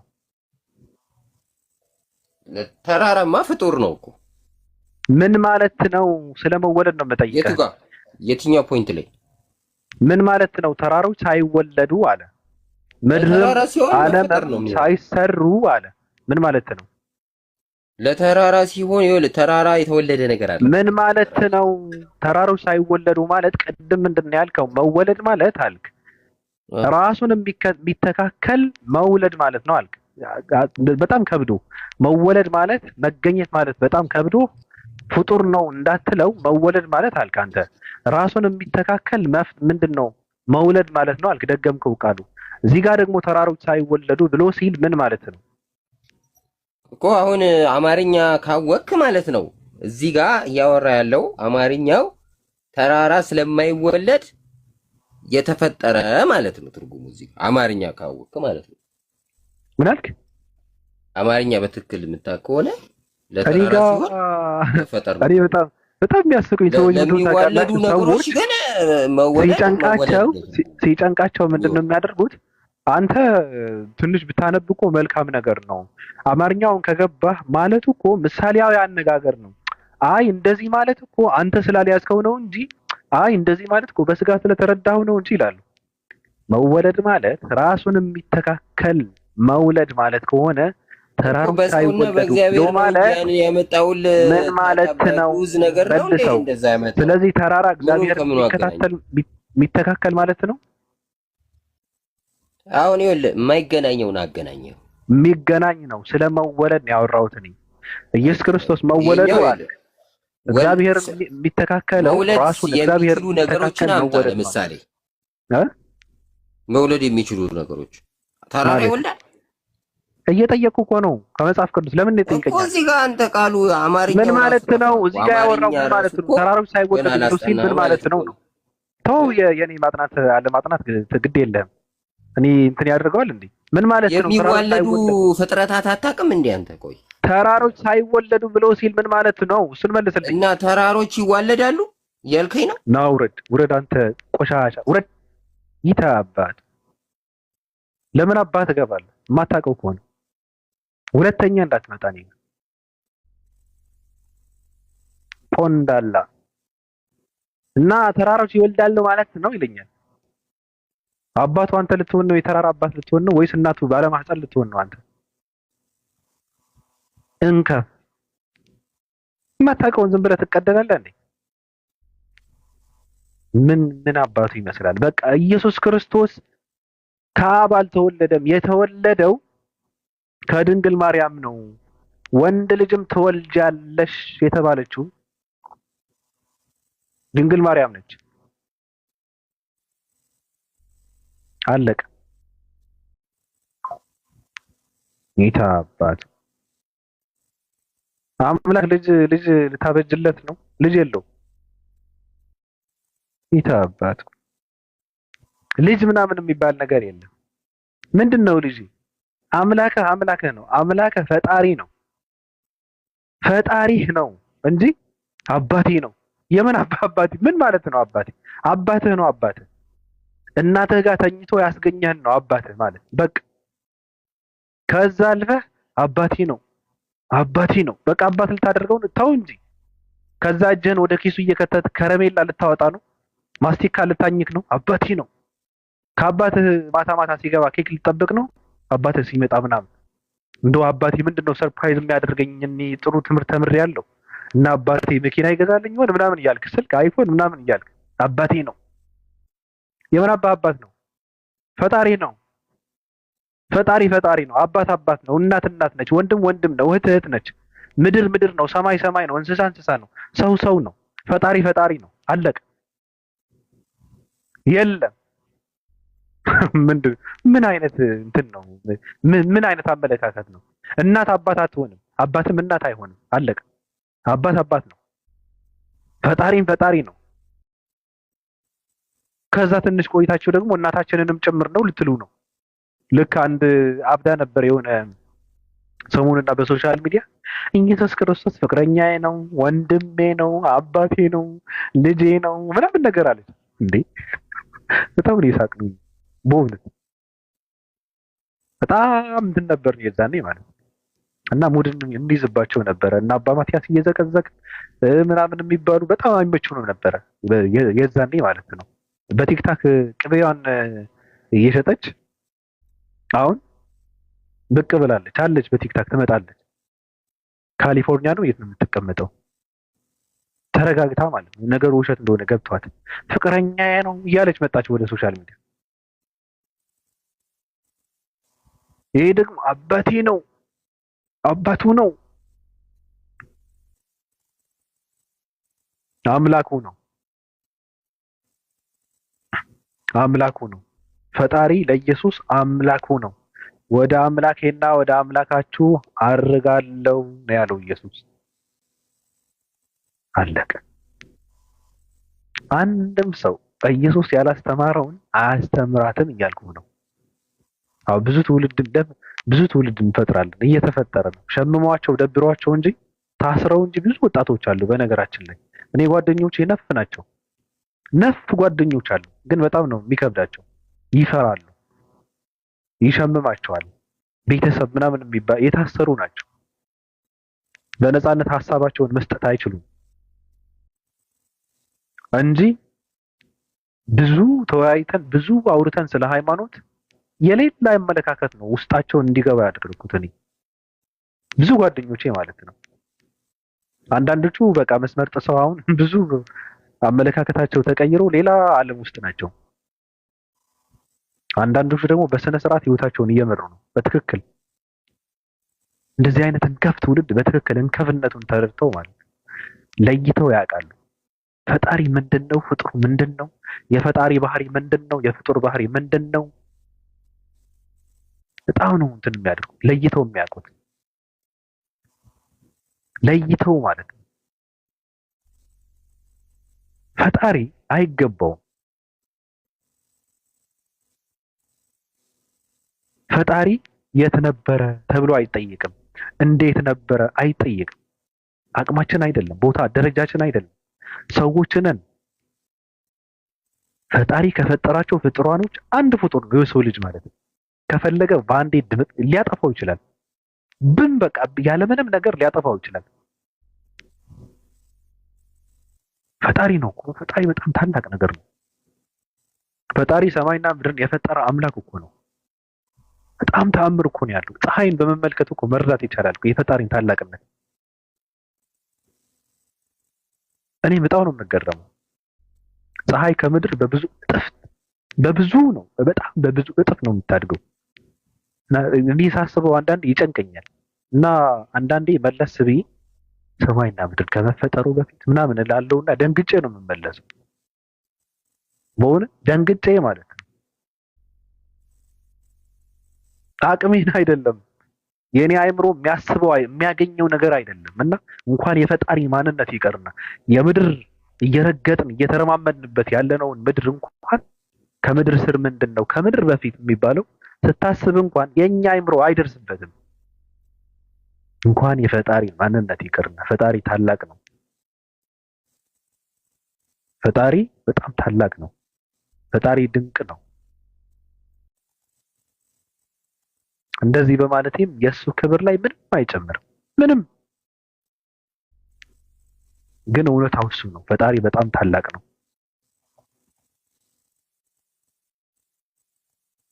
አባቴ ነው ፈጣሪና አባቴ ነው እያለ ይመጣል። ፈጣሪ ነው። ፈጣሪ ነው።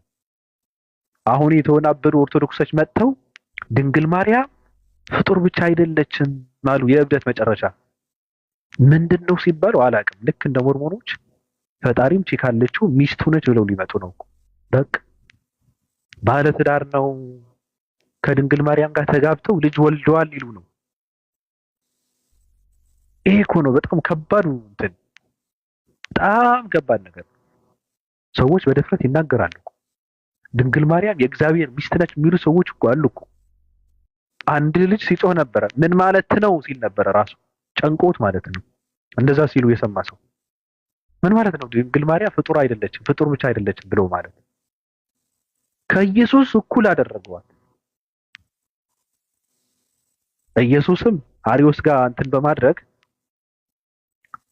አምላክነቱን አጽድቀው ያልሆነውን አድርገው ግብዳ እንትን ሰጥተው ያለ አቅሙን አሸከሙት ኢየሱስ ራሱ። አሁን ደግሞ ፕሮቴስታንቶች ጋር እንትን ለማለት እልህ ውስጥ በመግባት ከፕሮቴስታንቶች ጋር ድንግል ማርያም ፍጡር ብቻ አይደለችም ብለው መጡ ኦርቶዶክሳውያን።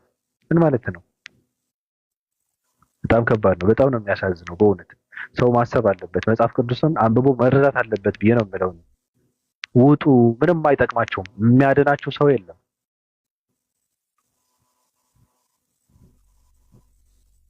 የተንሸዋረረ አምልኮ አትፈጽሙ ለምለው ቅዱሳን እኔ በጣም አመሰግናለሁ። ብዙ ነው ያወራሁት። ብዙ ማውራት ደግሞ በጣም ያደክማል። ቁም ነገር ማብዛት በጣም ከባድ ነው። ሰይጣን ይቀየማል። ሰይጣን ከተቀየመ ደግሞ በጣም ከባድ ነው። ምክንያቱም ከነሱ ወሬ የሚያመላልሰው እሱ ነው። እነሱ የሚያደርጉት እነሱ የሰይጣን ካድሬዎች ስለሆኑ፣ የሰይጣን አገልጋዮች ስለሆኑ፣ የሰይጣን የዲያብሎስ ደቀ መዝሙሮች ስለሆኑ ስለነሱ የሚነግረኝ ሰይጣን ነው። እነሱ የካህን ሸርሙጦች ናቸው ይለኛል። እነሱ የፈርዖን ጫማ ጠራጊዎች ናቸው ይለኛል። በነገራችን ላይ አባ ጳውሊ የሚባሉ አንድ የኦርቶዶክስ አባት ጻድቅ አባት ናቸውና ከግብፅ ሀገር በ30 አንበሳና በ30 ነብር እየተንሳፈፉ ነው ወደ ኢትዮጵያ የመጡት ይላል። እና እርሶ ሰውዬ ከሰይጣን ጋር ተነጋግረው ሰይጣን እንዴት አድርጎ የሰው ልጆችን እንደሚያሳስት ነገራቸው ይላል። አይ ኦርቶዶክስ አንተ ሰይጣን ነው ይሉታል። ይላቸዋል። እንዴት አድርገህ ነው ሽማግሌዎችን የምታሳስተው ብለው ይጠይቁታል። የምሬን እኮ ነው። እናነበዋለን አንድ ቀን እንደዚህ አድርጌ ነው ይላል ሰይጣን። ልጆችንስ ብለው ይጠይቁታል አባት። እንደዚህ ነዋ ይላል። ሴቶቹንስ ይላሉ። በትክክል እንደዛ ነው የሚለው። ሴቶቹንማ እንደዚህ አድርጌ ነው ይላል። ይዘረዝረዋል። ቁጭ ብሎ ሰይጣን ጋር ያወራል ማለት ነው። ቆሻሻ ኦርቶዶክስ የምትባል ደግሞ እኔ እንዴት እንደተጨማለቅ በጣም የድራገን ምልክት ሰይጣን ለነገሩ ቆንጆ ነው ይባላል። መልኩን የሚያውቀው ማን አለ? ግን በቃ የጥቁር ምናምን ስዕል እንትን ነው፣ እንደዛ ነገር ነው። ይሄ የርኩስ መንፈስ ምናምን የሚባለው የለም እሱ ነው የጨቀየችው። ይታ አባቷ መቼም እንትን አትልም፣ አጸዳ ሃይማኖት ይሁን በጣም ነው የሚገርም። ኢሉሚናት ይሁን ምን እንደሆነ አይታወቅም። ለማንኛውም እስኪ ዝም ብለን ትንሽ ገቡና ሰላም ተባብለን ተጨባብጣል እንለያይ እስኪ ቅዱሳኖች።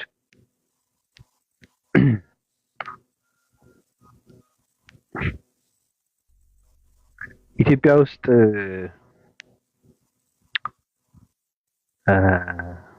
ቤተ አምልኮ ውስጥ ገብተው ሰዎች አምልኮ የሚፈጽሙ ሰዎች ጥቃት ፈጸሙ ሲባል ነበርና የሚያሳዝነው ነገር ምንድን ነው? በጣም የሚያሳዝነው ነገር ማለት ነው ሰው ብሔርተኝነት የሚባለው የደናቁርት ፍልስፍና ነው። ብሔርተኝነት ማለት የደናቁርት ፍልስፍና ነው። መሳፍንት፣ አጼዎች፣ ደናቁርት ያልተማሩ እነሱ እንዴት አድርገው ከፋፍለው መግዛት የሚችሉበትን የነሱ ፈጠራና ፍልስፍና ነው። በሱ ታስሮ ትውልድ ደግሞ በጣም የሚያሳዝን ነገር ለሁለት ተከፍሎ ሰው ሞተ፣ ተረሸነ ሲባል አይ ገዳዩ እንትና እንጂ እንትና አይደለም በማለት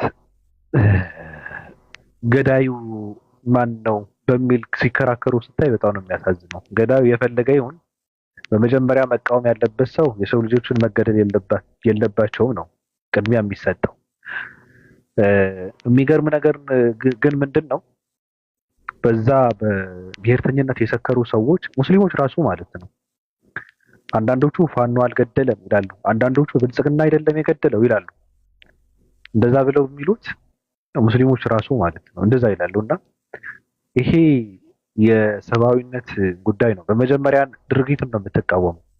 የፈለገ ቢያደርገው መጀመሪያ መደረጉ ስህተት ነው፣ አድራጊውን አካል ደግሞ እናየዋለን ተብሎ ነው የሚታየው። ዝም ተብሎ እንትን የሚደረገው እንጂ እንትና ነው እንትና አይደለም እንትና ነው እንትና አይደለም ምን ይሰራላል? አትከሰውም እኮ አታገኘውም፣ አትተኩስበትም እኮ ፍርድ አትሰጠውም እኮ ምን ይሰራላል? ፋኖ ይሁን ብልጽግና ምን ልታደርግ ነው? ልታረጋግጥስ ምን ልታደርግ ነው? ምን የምታደርገው ነገር እኮ የለም። ስለዚህ ማድረግ ያለበት ሰው ምንድነው? መቃወም ነው ያለበት፣ ድርጊቱን ነው መቃወም ያለበት እንጂ እናንተና አይደሉም እናንተና ናቸው ምን ልታደርጉ ነው? ምን ልትሉ ነው? እኔ በጣም ይገርመኛል። ኢትዮጵያ ውስጥ ደጋፊም ተቃዋሚም ስርዓትም ስልጣን ላይ ያለም ጫካ ውስጥ ያለም ሁሉም ገዳይ ነው። ሁሉም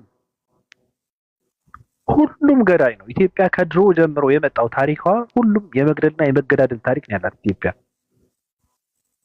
ስለዚህ እናንተና ናቸው ገዳዮች እንጂ እኛ ገዳይ አይደለም የሚባል ነገር የለም። ጦርነት ገጥመው ሰው እኔ ገዳይ አይደለሁም እንዴት ይላል? እና ምን ልትቀባው ነው? ጦርነት የገጠምከው ለመገዳደል አይደለ እንዴ? የማሰቢያ አይምሮአችሁ እኔ በጣም ነው የሚገርመኝ።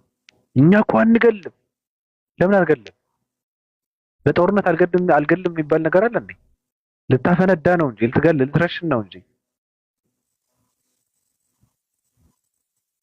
ነፍጥን አንግቦ እንደዚህ እንትን እየተኮሰ እኛ ገዳይ አይደለንም። ትክክል አይደለም። ስለዚህ ድርጊቱ ምንድን ነው? ሰው መቃወም ያለበት ሰዎች ከየትኛውም እምነት ማንንም ሰው አንድም ሰው መሞት የለበትም ብሎ ነው ማለት ያለበት። ማይማን አትሆኑ። እኔ በጣም ይገርመኛል። ኢትዮጵያ ውስጥ አልገደለም የምትለው አንድም ሰው አታመጣም። ሁሉም ገዳይ ነው። ከሺህ ዓመታት በፊት የነበሩት ወንድሙ የእናቱ ልጅ ራሱ የገደለ ሰው አለ እኮ ኢትዮጵያ ውስጥ። አባቱን የገደለ እኮ አለ ለስልጣን ተብሎ ማለት ነው። ታሪካችን እሱ ነው። መገዳደል እኮ ነው። ስለዚህ ጻድቅ ሳትጫወቱ ድርጊቱን መቃወም አለባችሁ ብዬ እላለሁ። እንደዚህ አይነት ድርጊት ሲፈጸም ደግሞ ምንድን ነው አሁን ያለ አግባብ ቤተክርስቲያን ውስጥ ጥቃት ከተፈጸመ መቃወም ያለበት ሙስሊም ትክክል አይደለም፣ ሃይማኖታችን እንዲህ አይፈቅድም ማለት አለበት። መስጊድ ውስጥ ደግሞ እንደዚህ አይነት ነገር ሲፈጸም ክርስቲያኑ ነው ወጥቶ መቃወም ያለበት። ለነገሩ እኔ የሰው ባህሪ ሳወራ እኔ እንስሳ ጋር እንደዚህ አይነት ነገር እንዴት ይወራል? ኢትዮጵያዊ የሚባለው እንስሳ ነው። እኔ እውነት ለመናገር ለኢትዮጵያዊ አይሁድ ቢልክለት እላለሁ። ልኮበት ነበረ። በነገር 40 ዓመት ነው የገረፈው አይሁድ ኢትዮጵያዊ። ይሁዲት ጉዲት አይሁድ ነች ከተባለ እውነት ከሆነ ማለት ነው። አላውቅም ነች አይደለችም አላውቅም። እኔ እንደዛ ብዬ አላውቅም። እነሱ እንደሚሉት ከሆነች ግን አሁንም አዲስ አይሁድ ቢመጣ እላለሁ። 40 ዓመት መከራቸውን ያበላቻቸው ይሁዲት ጉዲት ገርፋ በጆሮአቸውን እንትን እየቆነጠጠች ነው ኢትዮጵያውያን የሚባሉት። ቤተክርስቲያን ማፈንደድ ማጎብደድ የሚባለው ነገር እኔ ከፊት ለፊት አታድርገውም እያለች የምን አባ ነው እያለች ውጣ እያለች እየገረፈች እያቃጠለች ማለት እንደዛ አይነት ሰው ነው መምጣት ያለበት። ራሱ አይሁድ ይላክበት ታባት። ችግሩ ግን ውሸት ነው። ያፈቀረችው ሰው ዲያቆን ነበረ። አንድ አክሱማዊ ዲያቆን ነው ያፈቀረችው መጀመሪያ።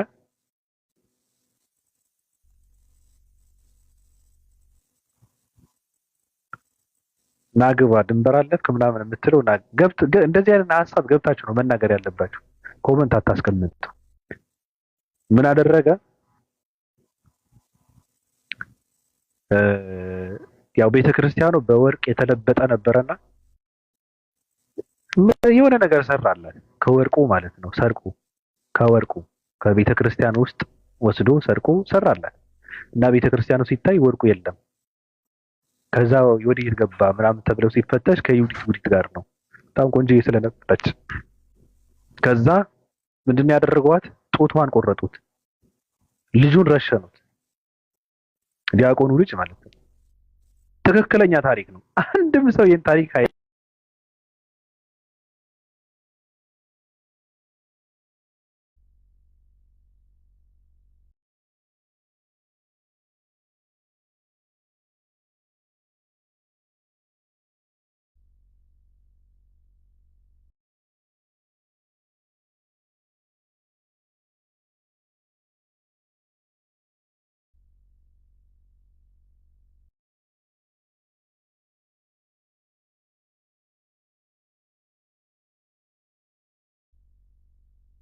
አይጠፋችሁ። በነገራችን ላይ ምንድን ነው ተቋርጬ ነበረ?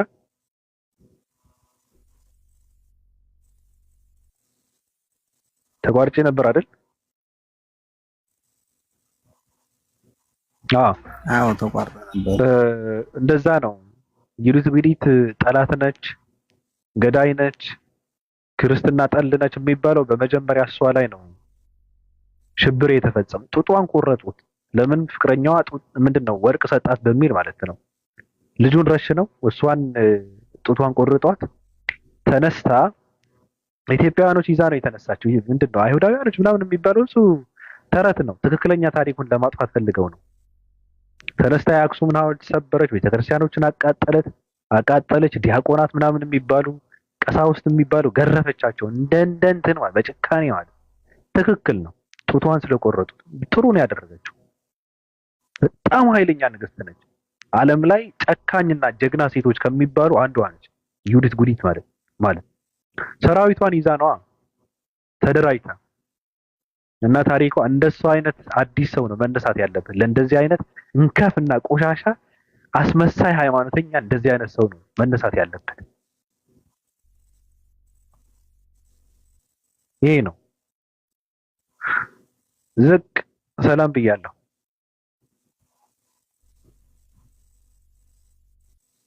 ጨርሳት እንጂ ምን ነው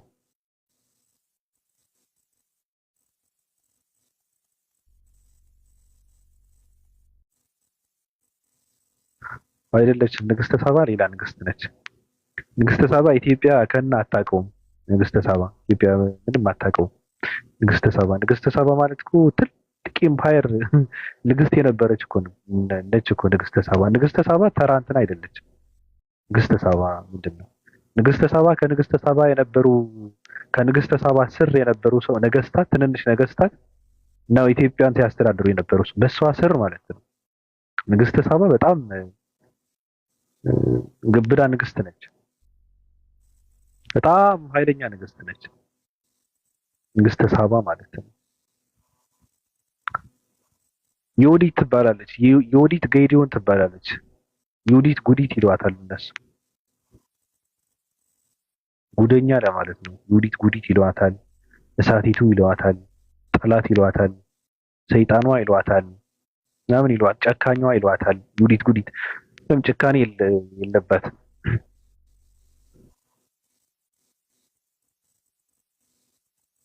እሺ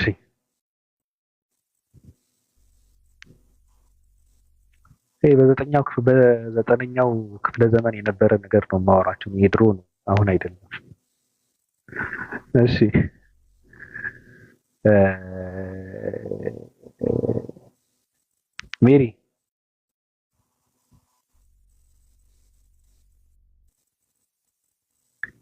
ሜሪ አለሽ?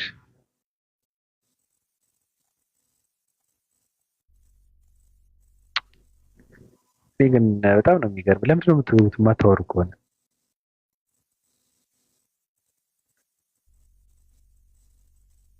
ሌላ ቦታ የምታደርጉት እኔ ጋር ልታደርጉት አትችሉም። ከባድ ነው። ትክክል ኤላ፣ ልክ ነህ። አይ የዮዲት በጣም እኔ አደንቃታለሁ። በነገርህ ላይ እኔ ግራ ነኝ። በጣም ነው የሚመቸኝ እንደዚህ አይነት ነገር፣ እንደዚህ አይነት ታሪክ ሳገኝ እንደምንም ብዬ ነው በፈተሸውና እነ ዮዲት ጉዲት፣ እነ ግራኝ አህመድ፣ እነ ሂትለር። አሁን ሂትለር በጣም ነው የማደንቀው። በአንደኛ የዓለም ጦርነት ምክንያት መሰለኝ ካሳ ትክፈል ተብሎ ጀርመንን በኢኮኖሚ እንድትደቅ አደረጓት። ዕዳ እየከፈለች ምናምን ነገር በቃ ድሃ ሀገር አደረጓት። ከዛ ሂትለርን ተነሳ፣ ሀገሩን እንደምንም አድርጎ አቋቋመ፣ አስተካከላት፣ አሳደጋት፣ አሰለጠናት። ከዛ በኋላ በኢኮኖሚ በሁሉም ነገር ወታደራዊም አጠንክሮ ሀገሩ መውረር ጀመረ። የሁለተኛ ዓለም ጦርነት መንስኤ የነበረው ማለት ነው። ከዛ በኋላ በጣም ኃይለኛ ሀገር ሆና ምንድነው ሁለተኛ ዓለም ጦርነት መንስኤ እሷ ሆና ከሶቪየት ህብረት ጋር ገጥማ ምናምን በመውረር ላይ ምናምን ታሪኩን ሲያጽፍ በጣም ነው የማደንቀው። እንደዚህ አይነት ነገር አድናቂው ነኝ እና ይመቹኛል። እንደዚህ አይነት ሰዎች በጣም ነው የሚመቹ። ከሆነ ነገር አለ ከኋላቸው የሚነሱበት የሆነ ምክንያት አለ። አጠገቡ የነበሩ ሀገራት የሚባሉ ወሮ ነው የጨረሳቸው። ትክክል ነው ሲያስከፍሉት የነበሩ ማለት ነው። አይሁዳውያኖች የሚባሉ ረሽኖ ያጠፋቸው። ዘገምተኛ የሚባል ትውልድ ያረሸ ነው።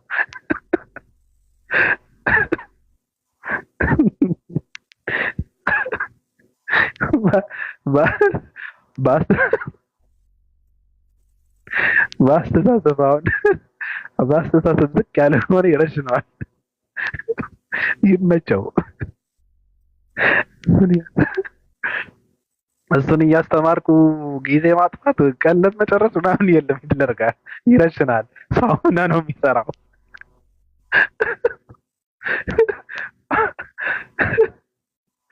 ከባድ ነው። አሁን በእውነት አሁን ላይ ያለነው ኢትዮጵያኖች በሂትለር ዘመን ብንኖር እኮ አንድም ሰው በህይወት አይቀርም ነበር። ሁላችንም ይጨርሰን ነበር። የሆነ ነገር ይላል። ያው ነቃ ደንገጥ ያለ ሰው ስለሆነ ትለዋለህ። በቃ ረሽኑት ነው።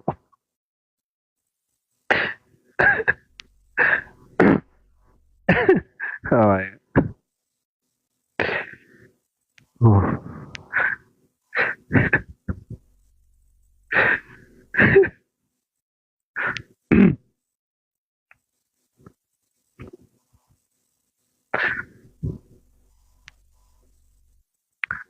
አላውቅም። ዛሬ ሰው ገስት እንትን ነው መሰለኝ አለ እኮ ሰው። ግን ችግሩ ምንድነው? ገብቶ ቁጭ ማለት የሚፈልግ ብቻ ነው። ሚታ አባት ረሽን ኑር አዲስ ና እስኪ ሰላም በለን። ጎንደሬያ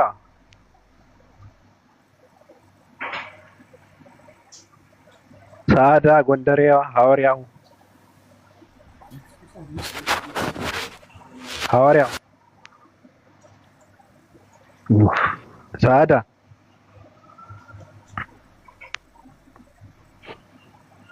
ሳዳ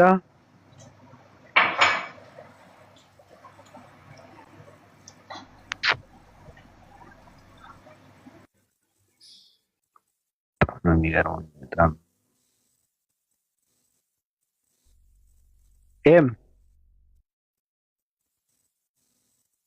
አባቢ እንዴት ነህ? እንዴት ነሽ? እንዴት ነህ? ሙስሊሞች ሰላም አለይኩም። ሰላም ነው አለሁ። ዛሬ እስኪ እንዴት አስገባኝ እባክህ። ማለት ሁሌ ደጅ እንደጸናሁ ነበረ። ምን ታደርጊዋለሽ? የሰው ቤት ነው።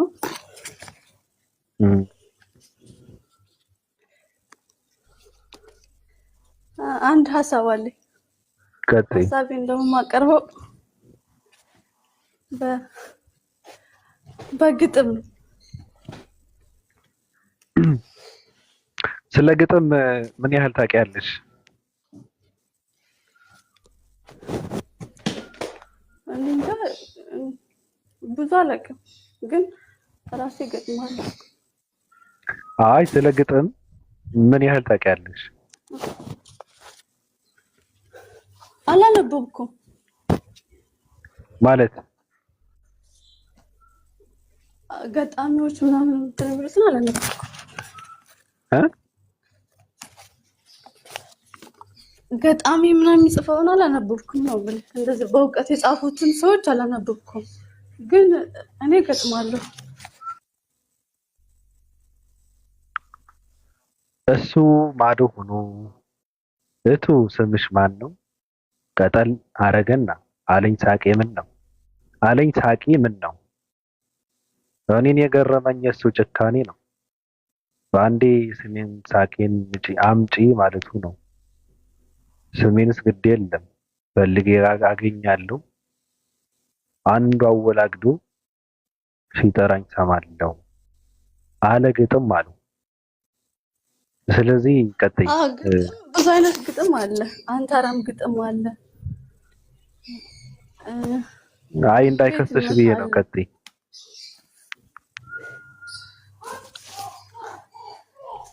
እሺ ሳጥኑ ዝግ ሆኖ የሀሳብ መስጫው በሩጋ ተቀምጦ ሀሳብ አመንጩ ሲጠብቅ ቆይቶ ቀኑ ሲሄድበት ሀሳብ በሀሳብ ላይ ሲደራረብበት አንዱን ሳይናገር ሌላው እየመጣለት መች ይናገረዋል? መድረኩ የሰው ቤት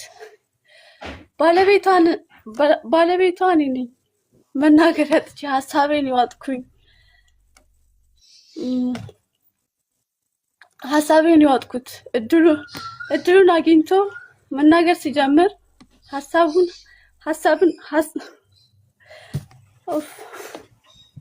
መች ነው የሚሳካልኝ? አይዞሽ ቀጥይ።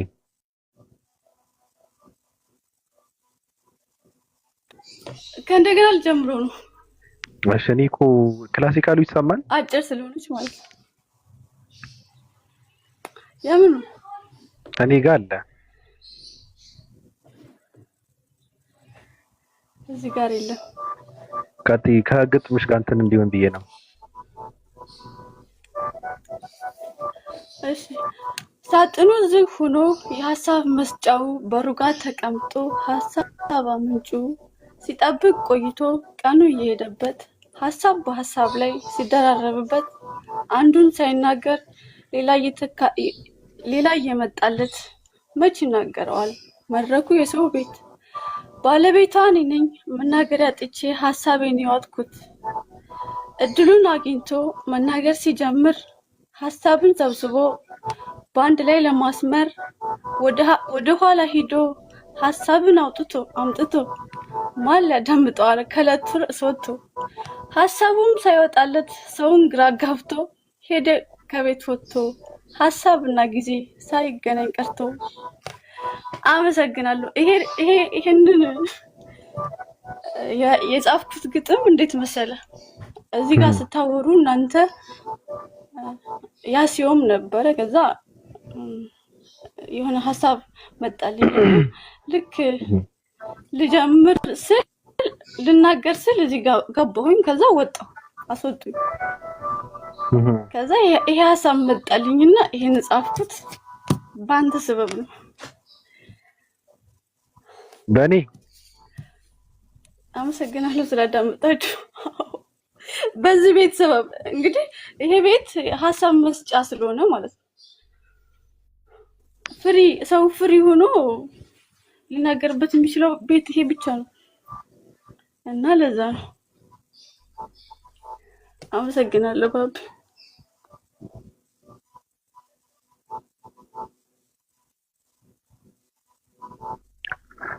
እንደ ሰማይ ርቀት እንደ ባህር ጥልቀት በምስኪኑ ልቤ አንቺን በወድበት ባህሩ ደረቀ አጥንቴም ደቀቀ። ይህም አይገባሽም አውቃለሁ በዝርዝር እንኳን አማርኛ የፊደላት ዝርዝር ስሜት አይሰጥሽም ግዙፍ ግብረ ፍቅር ምን በወጣሽቲ ሊያም ከገጣሚ ከቃላት ጓደኛ ከፊደል ሲታገል ሌሊት ከማይተኛ። ተቀበልሽው? ዋው አሜዚንግ። ደስ አለሽ?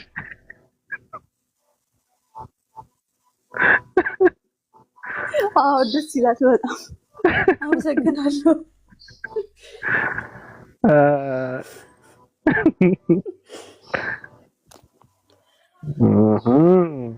እና እየተወቃሽ ደስ ይላል ያለሽ? ምን ሀሳብ መጥቶልኝ መሰለህ? እሺ አይ ችግር የለውም። እኔም እየወቀስኩ ስለሆነ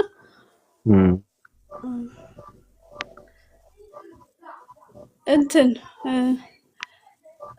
ትላንትናም ከትላንት ወዳም እንትን እያላችሁ ነበር ስለ መጽሐፍ ቅዱስ በዮሐንስ 1:1 ላይ እያወራችሁ ነበር እና የኔ ሀሳብ ምን መሰለህ እዛ ጋር ትላንት ስታወሩት የነበረው ዮሐንስ 1:1 ላይ መጀመሪያ ቃል ነበር፣ ከዛ ቃልም እግዚአብሔር ጋር ዘንድ ነበር፣ ቃልም እግዚአብሔር ሆነ የሚለው ከዛ ወርዶ ታች ላይ 14 ላይ ቃልም ስጋ ሆነ ሲል እንደገና ተመልሰ 11 ላይ ስትሄድ ደግሞ የገዛ ወገኖች አልተቀበሉትም ይላል እና አንዳንድ ሰዎች ልታስረዳቸው ስትሞክር ከጥቅስ ጥቅስ ትዘላለህ እና ለምን ትዘላለህ?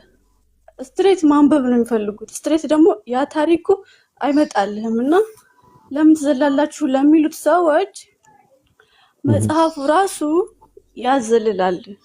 ለዛ ነው የሚዘሉት ለማለት ፈልጌ ነው። አመሰግናለሁ። በነገራችን ላይ እኔ እንደተረዳሁት ምንድን ነው አንቺ ጋር ግጥም እያነበብሽ ሳይሆን እየተናገርሽም ይሄ ያነጋገርሽ እንትን ነው አንዳንዴ እያዝ ያደርግሻልና ምንድነው ማድረግ ያለብሽ? ግጥም ማንበብ ከፈለግሽ ምንድነው መስተዋት ፊት ትቆሚና ግጥሙን ትይዣለሽ። በቃልሽ የምታውቂው ከሆነ ማለት ነው የከንፈርሽን እንቅስቃሴ እያየሽ እዛ ጋር ተገትረሽ ነው ማንበብ ያለብሽ። በእውነት የምሬን ነው። ከባድና ትልቅ ለውጥ ይመጣል። ይሄ በራስ መተማመን የሚባለው ነገር ለውጥ ይመጣል። ሁለተኛ ደግሞ መለማመድ፣ ይሄ የግጥም እንትኑ ከውስጥ ስሜት መገናኘት አለበት። እኔ ገጣሚ አይደለሁም፣ ሌሎች ናቸው ሊመክሩሽ የሚገባው። ግን ከውስጥ ስሜት ተገናኝቶ ሲሆን ነው ደስ የሚለው። ከዛ ደግሞ የራሱ የሆነ እንትን አለው አወጣጡ ማለት ነው። ከቃሉ ጋር የድምፅሽንም ሁኔታ መቀየር አለበት። ገብቶሻል? አሁን ስለሚያሳዝን ነገር ካለ ስብር ማለት የሆነ ዝም ብሎ ትንሽ ትፍርሽ ይላል አይደል? እንደዛ ማለት አለብሽ ከድምፅሽ ጋራ ማለት ነው። የሆነ መልእክት ማሳለፍ የምፈልጊው ነገር ካለ ደግሞ ልክ ከእንትኑ ጋር ነው መሄድ ያለብሽ ለማለት ነው እንጂ ጎበዝ ነሽ። ከጻፍሽ ያው ሌላው ነገር ቀላል ነው፣ መጻፍ ከቻልሽ ማለት ነው።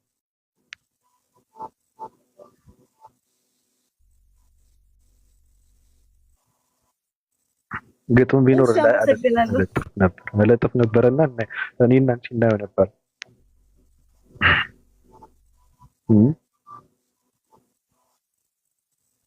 ሃይዬ ነው ቢኖር ለጥፈን ምናምን እናየው ነበረ።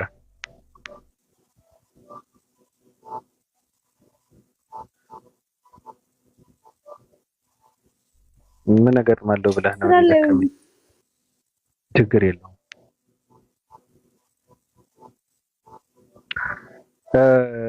እሺ አንዳንዴ ማለት ነው እንደዚህ ላይቭ መግባት አሪፍ ነው ታውቃለህ። የመናገር ችሎታን ያለ መፍራት ምናምን ለማዳበር አንዳንዴ እንደዛ ሞክራለሁ፣ ግን አይሳካም።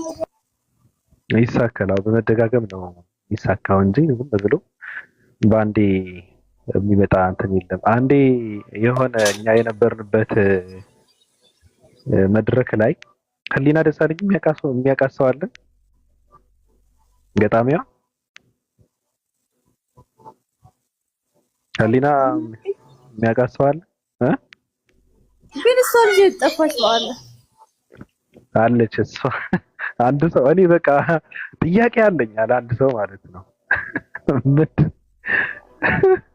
ምንድን ነው ጥያቄ የሚያስተናግዱ ሰዎች እሷ ነው የምትጠይቀው። እንደው ግጥም ስታነብ አንቺ ልጅ ስሜቱ ከየትም ይመጣልሽ አላት። ጥያቄ ነው። እሷስ ምንድን ከውስጧ ነው የምታነበው። ጀግና ነች በነገራችን ላይ ትችላለች ልጅቷ። እና አላውቅም የት እንደጠፋች።